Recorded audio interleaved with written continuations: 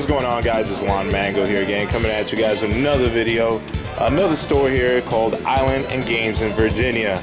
Now, how you doing, Ian? Doing great. So, how long have you guys been open?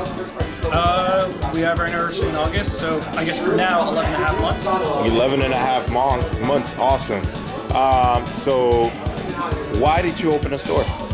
I guess, well, I mean, when a store was a really big part of my life, it influenced me in a lot of different ways. Like, it was the place I hung out with, I made a lot of friends, and I guess in a lot of ways, it was the one thing where I felt like I could really throw myself into it, rather than just treat it as like a place to hang out. Like, I felt like I could really put my experience and my skills, especially that I played almost all of these games, and really devote myself to the community, if anything. Awesome. Now, you have a pretty good, large Vanguard community here, and not a really big buddy fight community. Share your experience with the communities, and where would you like to see this community go? Oh, yeah. Well, the thing with the Vanguard community, and especially with the buddy fight community or anything like that, is a lot of the players play both, or have dabbled in both. And the thing I think that players like for Vanguard the most is that it's the easiest to get into. So for a lot of people, I can easily tell a kid, hey, here's Vanguard, here's Buddy Fight.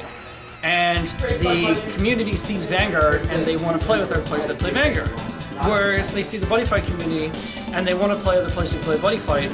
But if I'm not getting like one or two or even like enough for like a tournament, it's rough. And especially for Vanguard, when you have like a great game that's really supported, has a lot of people playing it, it's easy to get into, but at the same time the cards are easy to obtain or have a rarity to them, it's really interesting.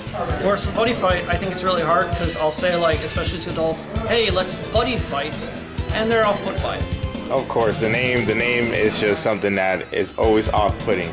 Now, your store is a very amazing and beautiful store, as you guys seen in the beginning clip here. It's a very big store. How many people can you sit and how much room do you have here? Legally, I can do 60. But honestly, like, it's a good, like, 2,500 square feet. We just do so much in here, it's crazy. Like, sure, I can seat a lot of players in here, but the thing is, like, we also have enough space to do, like, miniature gaming. We can even manipulate the store's layout. So a lot of places they'll have like the giant pillars in the middle, or the layout will be really secure with like, okay, there's a table here, there's a case here. But we can manipulate all this. We could even do like 40K tournaments. We could do X-Wing tournaments in here. We could pretty much host any game in here if we wanted to, because everything can be moved and switched very easily. Now, you hosted a Dynasty Cup here. Mm-hmm. Talk about that experience. Oh, that was awesome. Dynasty was like the best thing. The reason is because with formats like ARG or regionals or even like Star City IQs or such, a lot of them are run, but at the same time they're very high strung. So they're not really relaxed, and in a lot of times for the case, especially for newer players, they feel that it's very intimidating. But for a Dynasty Cup, it's a lot of times the players who know what they're doing, or at least are part of the community and such. So there's no real bad rulings or anything like that, which is nice because everybody's played against those players, or has played those matches, or even if it's in a friendly environment or such, nobody's going to get like DQ'd over like a simple misride or something like that, which in turn, it focuses more on the skill of the player rather than, oh, I made a mistake, now I'm out of the tournament, now I lost all my money, even though it's not necessarily my fault. And because it's really community run and such as well, like, I can work with the other stores about it, I can plan with it.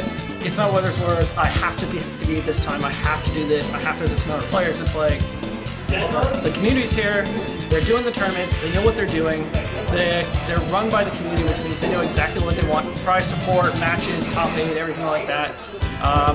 And I just run it and host it, and it kind of runs itself, which is nice. That's awesome. Now, what other stuff do you do here? I see, like you said, you do miniatures, and I see a lot of board games and everything. What else do you have here? Oh, we literally try to do everything. So we've done Dice Masters, Doomtown, Netrunner, Buddy Fight, even some of the weird ones like Star Trek Attack Wing. We're looking at a fantasy right now with the whole Age of Sigmar stuff. We're talking to guys about Bolt Action right now. But we even do some of the harder to do ones as well, or other stores are not even trying to do. So for example, we do board game tournaments, which is unheard of for some places. We do Hearthstone tournaments, which a lot of stores don't want the online, but we welcome it because we know how big of a part it plays in our lives. We're even looking at potentially doing Rocket League and League of Legends and stuff like that, just because we know it's such a really big thing. And then of course, like, if anybody wanted to do like a community tournament, we're up for that. We've had guys who said, hey, we want prizes for our Magic Cube, or hey, we want to do a Vanguard tournament with teams of 3 and playing with weird rules. And I've been like, sure, why not? We'll even support it for you prizes. Like, we just love it. We just like the community and the way the guys bring us these tables with these ideas.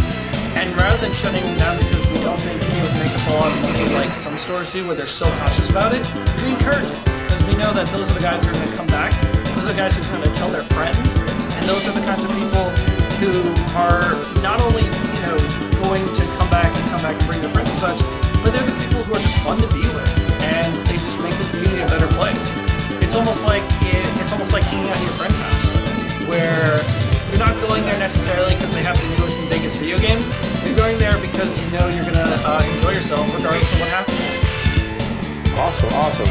Now, where would you like to see your store in a year, maybe 2 years, maybe a couple years down the line? First of all, I'd definitely like to potentially go national, and we're already working on that, meaning that we would like to potentially open more stores across the nation, go online more, open ourselves up. But I would also like to potentially, or at least eventually, work into a larger space. The space we have right now is fantastic, but you hear the stores where it's like you're taking up like the size of a Target, or like they're the size of like a small mini mall. And I'd eventually would like to work into something like that, where we're not just like, oh, it's Island Games Store or whatever.